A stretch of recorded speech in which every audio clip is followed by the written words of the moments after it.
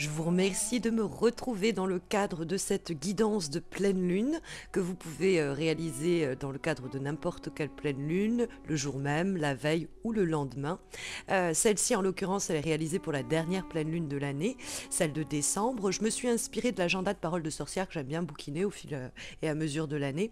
Je voulais avoir un peu des informations sur la pleine et la nouvelle lune de décembre. Et du coup, j'ai vu que l'activité qui était recommandée, c'était un tirage shadow work, donc le travail de l'ombre pour identifier une ombre et lui apporter de la lumière.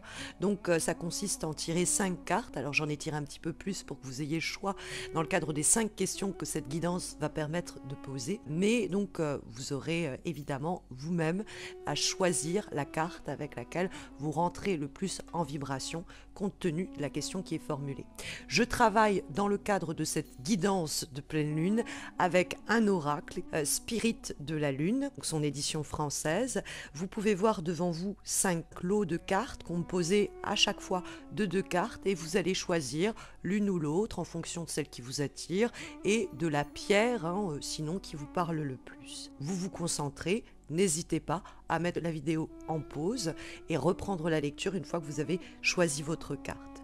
Je vais vous demander d'abord de vous concentrer sur le secteur de votre vie qui est pour vous actuellement le plus sombre. C'est une vision subjective, évidemment, mais ça va déjà nous mettre sur une piste. Donc réfléchissez un peu au secteur de votre vie qui est pour vous actuellement le plus sombre et choisissez une des 2 cartes. Je vous propose à présent de découvrir le premier message, la première guidance qui vous est adressée si vous avez choisi la première carte, c'est-à-dire la première pierre pour révéler de façon subjective ce qui est le plus sombre actuellement en vous. Et nous avons la carte du premier croissant, à savoir la minutie. Sur le côté ombre, elle vous dit que vous laissez peut-être des pensées et des paroles négatives guider vos actes. Ça peut être votre propre pensée, vos propres paroles, mais ça peut être celles que malheureusement vous subissez. Et donc il est temps de ne plus subir ces paroles et ces pensées négatives, surtout si ce sont les vôtres. Il faut changer de vocabulaire et puis de point de vue. Dans le cadre où vous avez tiré évidemment la première énergie. Mais dans le cadre où vous avez tiré la seconde carte, la lame de la connexion, la gibbeuse croissante, on vous dit de faire attention à laisser la chaleur du feu s'atténuer et adoucir votre corps et votre cœur surtout. Vous êtes trop longtemps fermé aux autres. Seriez-vous freiné dans votre élan par votre colère ou votre animosité? Le pardon reste la première étape à franchir. Fondez la tribu qui réchauffera votre cœur. Voilà la première guidance qui vous est délivrée donc dans le cadre de ce premier point que le tirage permet d'aborder. Dans le cadre de la seconde question, je vais vous demander de vous concentrer sur ce qui a réellement besoin de lumière dans votre vie. Là, on va s'approcher d'une vision plus objective. Donc, vous vous concentrez et entre ces 2 cartes, instinctivement, intuitivement, vous choisissez celle qui a réellement besoin de lumière, celle qui, en tout cas, connecte le plus avec cette question. Quand vous avez fait votre choix, remettez la vidéo en lecture. Nous avons donc 2 cartes qui permettent d'y répondre. Si vous avez choisi la première carte, la première pierre, nous avons la lame du renouveau. Cette carte vous invite à ne pas laisser de vieux schémas ou de vieilles pensées freiner votre progression. Il est temps de vous tourner vers une voie radicalement différente qui ravivera votre esprit. Faites fi au passé et défaites-vous des liens que vous vous imposez depuis trop longtemps. Si, en revanche, vous avez sélectionné la seconde pierre, ou en tout cas la seconde carte, vous trouvez la graine de lune, c'est-à-dire la lame de la croissance.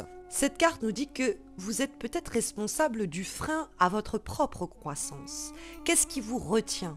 D'où vient cette peur ? Qu'adviendrait-il si vous sortiez de votre zone de confort ? Entouré de l'énergie Bélier-Mars, avancez vers vos craintes et marchez dans ce feu. Traversez-le, c'est la seule issue. À force d'avancer, vous attiserez la flamme de votre passion. Dans le cadre de la troisième question, il va falloir vous concentrer sur ce qui fait obstacle à votre créativité, à vos dons, à votre développement. Cela va permettre de repérer le blocage actuellement.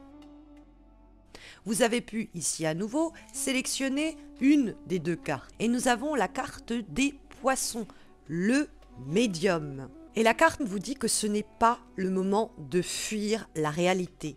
Vos émotions sont peut-être à nu, mais restez présent ou présente. Instaurez des frontières énergétiques autour de votre corps et de votre aura pour vous ancrer davantage dans l'instant. Donc si vous avez tiré cette carte, c'est que vous avez peut-être les émotions en ébullition. Donc vous êtes peut-être à fleur de peau. Il faut que tous les sentiments qui vous assaillent ne soient pas un frein, d'accord. Il faut que même si vos émotions soient à nu, vous réussissiez donc à rester ancré dans la réalité, hein. C'est le message qui vous est très fortement indiqué. Et si vous avez choisi la seconde carte, eh bien vous avez le message des taureaux, du taureau, la carte de l'amant, et qui vous délivre eh bien, la guidance suivante compte tenu donc de ce qui fait aujourd'hui obstacle. Vous avez peut-être trop tiré sur la corde des plaisirs. Il est temps de recentrer votre énergie. Le taureau est un bosseur quand on s'applique dans ses tâches au quotidien. Et la fluidité du coup va reprendre ses droits. Donc vous avez peut-être besoin de vous reconnecter à votre sensualité, à vos plaisirs, à vos besoins, à écouter votre corps, et c'est très bien. Mais ne soyez pas glouton ou gloutonne, cela pourrait être un obstacle actuellement à votre créativité, au développement de vos dons ou de votre épanouissement. Cette quatrième question va nous permettre d'aborder ce qui peut vous aider à dépasser cet obstacle, hein, à lever cet obstacle, à savoir l'aide que vous pouvez trouver. Donc vous vous concentrez sur ce qui peut vous aider à dépasser les obstacles que vous rencontrez en vous concentrant sur une des deux cartes qui vous fait face. Nous trouvons comme première énergie, eh bien, si vous avez choisi la première pierre, en tout cas la première carte, la gibbeuse croissante, c'est-à-dire la lame de la force. Et cette carte de la force vous encourage à être déterminé. C'est vraiment dans toute votre puissance créer ce à quoi vous aspirez. On peut vous tester, mais c'est l'opportunité de renforcer votre détermination et de rester fidèlement sur votre chemin. Donc, c'est une carte aussi qui peut vous encourager à faire un peu de sport au quotidien, mais c'est surtout une carte qui vous interroge sur les domaines de votre vie, qui auraient besoin d'un peu plus de discipline. Donc ça pourrait vous aider à lever cet obstacle. Mais vous avez peut-être sélectionné la deuxième carte, la deuxième pierre, à savoir la gibbeuse décroissante et donc la carte de reddition. Alors, la carte vous dit de vous en remettre à ce que vos yeux ne voient pas. C'est-à-dire que votre cœur doit être ouvert, vous devez avoir confiance. Donc c'est une période où il ne faut pas résister au courant de l'eau, ça ne fait que retarder votre avancée. Donc on vous dit de rejoindre un courant et de vous connecter à ce courant. Donc c'est une carte qui dit il faut s'écouter, il faut écouter son instinct et puis il faut pas aller à contre-courant, c'est-à-dire il faut suivre le mouvement. C'est une phase, donc il faut avoir confiance, il faut se laisser porter par ces énergies, hein, donc de capituler entre guillemets et d'accueillir ce qui vient pour justement aller de l'avant. Enfin, le cinquième point permet d'aborder le nouveau projet, la nouvelle possibilité qui commence déjà à pointer le bout de son nez. Donc vous vous concentrez sur ce nouveau possible, ce nouveau projet qui commence à pointer le bout de son nez. Parmi les deux cartes qui vous font face, eh bien sélectionnez la dernière carte de cette guidance pour répondre à cette dernière question. Et vous avez peut-être sélectionné la première des deux cartes. Et dans ce cas-là, vous avez la carte du lion, le héros.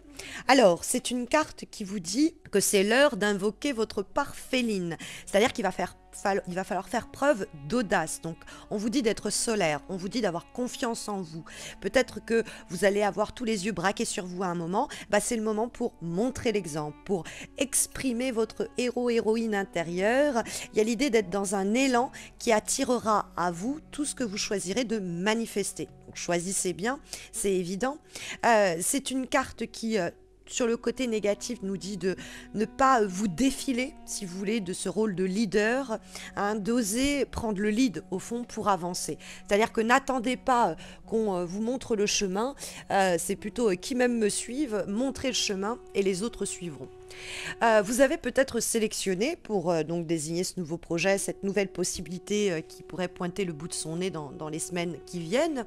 Vous avez peut-être sélectionné la deuxième carte, la seconde carte, et c'est celle de la Vierge, à savoir la guérisseuse. Si vous avez tiré donc la carte de la guérisseuse, vous avez besoin de remettre un peu d'ordre dans votre vie. La lune de Vierge, en effet, apporte de la tempérance et du pragmatisme à vos décisions. Donc vous serez peut-être surpris ou surprise par la liberté et l'énergie gagnée par une meilleure organisation. Et vous aurez tout le temps de vous consacrer à ce qui vous plaît au lieu de vous tracasser pour un rien. Donc la guérison surviendra quand votre vie sera mieux ordonnée. Donc il y a aussi l'idée de ne pas laisser vos craintes dicter votre progression. Vous auriez sinon des problèmes de contrôle, d'impulsivité. Donc on vous invite à vous libérer de tout ce que vous ne pouvez pas contrôler, d'assumer en revanche complètement vos responsabilités. Chaque chose en son temps. Donc maîtrisez aussi éventuellement votre tendance à l'autocritique ou à votre manie de vous juger comme ça, voire de juger autrui, qui peut se révéler eh bien toxique.